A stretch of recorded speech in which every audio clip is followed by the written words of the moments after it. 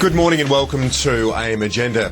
The Prime Minister has moved to take a hands-on role in negotiations with the mining industry over the government's proposed resources super profits tax. Yesterday, Mr Rudd met with Marius Kloppers, the chief of BHP. Today, in Perth, he'll be holding talks with the Fortescue Metals boss, Andrew Forrest. And it hasn't come a minute too soon for many of Mr Rudd's critics, including those within his own party, who believe he's let this debate roll on for too long without direct intervention from him.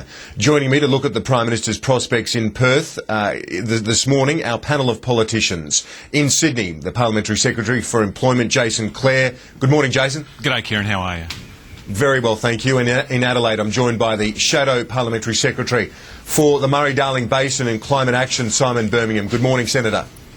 Good morning, Kieran. Good morning, Jason. G'day, Simon. How are you? Jason, first to you. I want to ask you about the Prime Minister's intervention in this debate.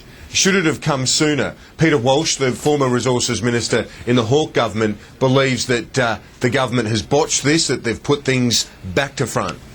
Well, I dispute the question, Kieran. I think that the Prime Minister's been involved in this from the very start. He was there when we announced the tax reform package. He went to Perth the week after the package was announced and met with miners there.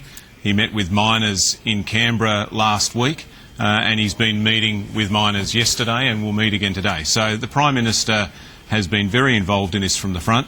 Peter Walsh would know, as we all know, that when the petroleum resource rent tax was introduced 25 years ago, which created a super profit tax of 40% for the offshore industry, he was subject to trenchant criticism. The mining industry said that it would destroy the industry and that it would destroy jobs.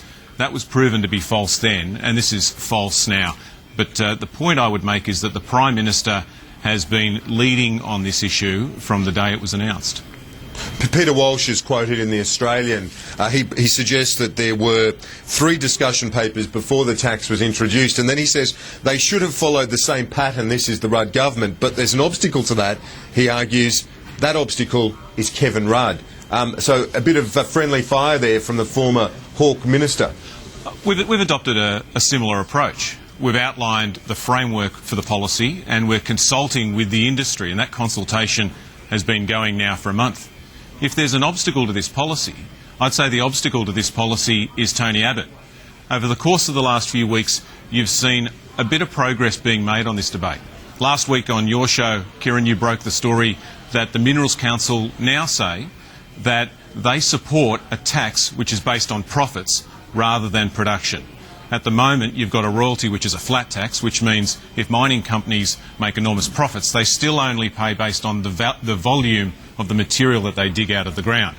The Mining Council and mining companies are now saying that they can pay more tax, and they believe that it should be based on profit rather than production. But the only organisation, Kieran, Jason, you've said you've set the framework, but you've also not left a lot of wriggle room in certain areas. You've set the 40% rate of taxation, and that's not negotiable. Is that any way to hold a set of negotiations with an industry to say, all right, that's the rate, and that's hands off? We can talk about some peripheral things, but not that. Well, I'd remind you, Kieran, that rate is the same rate as applies to the offshore industry. So what applies to the offshore oil and gas industry is a 40% rate. What we're proposing here for the onshore industry is a 40% rate. We've also said to the industry that we want to talk to them about the details, about how it would be implemented, and generous transition provisions to ensure that it is implemented in a smooth way. They're all the things that we're talking about at the moment. But the key issue in this debate, where we've seen a lot of progress, I'd say, over the last few weeks, is this recognition from industry that we should be basing taxes on profits rather than production. And the only people that are saying we shouldn't be doing that now are the Liberal Party. So I'd be keen to hear from Simon whether he thinks that the tax should be based on profit rather than production.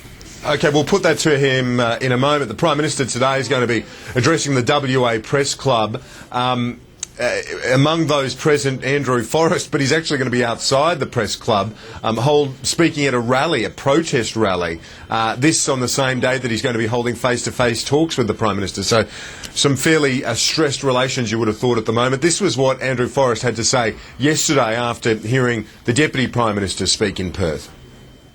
I'm putting everything into my company, into the people I work for. Unfortunately, the same cannot now be said for the Prime Minister. The Prime Minister made a quick, knee-jerk decision which unfortunately shakes the confidence in an entire country. And Twiggy Forrest was also showing some mixed signals yesterday as well. It was, fairly welcoming to the Deputy Prime Minister. I think we've got some vision there of the two on a friendly basis. But as I say, today Andrew Forrest is going to be outside the WA Press Club, putting the boot in to Kevin Rudd. Simon, Birmingham, if the government is able to secure a compromise with the likes of Andrew Forrest and some mining giants over there, does that not leave the coalition extremely isolated in this debate and possibly irrelevant if a compromise can be secured? Well, Kieran, Tony Abbott and the Liberal and National parties have been standing up from day one for Australian industry, investment in Australia and Australian jobs. That's what we see this debate as being about. Jason can claim that this is a framework for a tax proposal.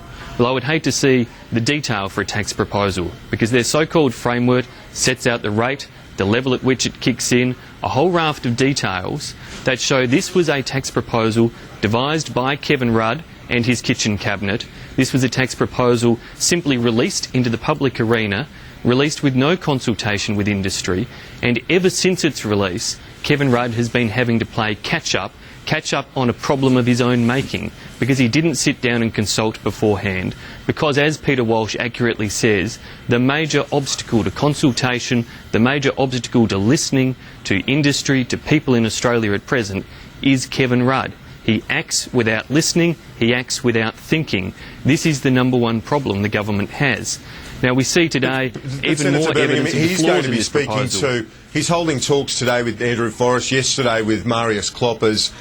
Is this not the way to go about it? Get some officials to hold the preliminary talks and then the Prime Minister take over at the business end? The Prime Minister should have been holding these talks weeks, months ago. He should have been holding them before he dropped this proposal out on the Australian table, before he dropped out